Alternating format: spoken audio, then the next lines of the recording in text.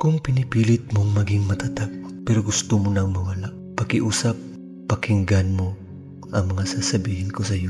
Alam kong napapagod ka sa buhay. Alam kong may mga gabing tahimik kang umiiyak.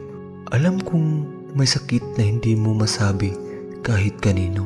Minsan, ang pinakamasakit ay hindi ang problema, kundi ang pakiramdam na walang nakaintindi sa iyong laban.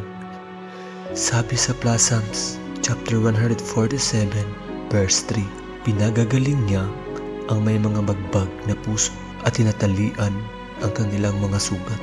Hindi ka nakakalimutan, hindi ka pinabayaan. Kahit hindi mo naramdaman ngayon, may Diyos na tahimik na kumakapit sa iyo.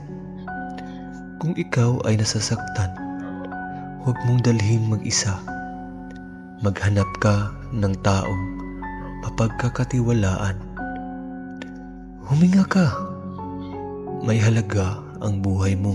Kung ang video na ito ay nakaabot sa iyo, marahil may dahilan.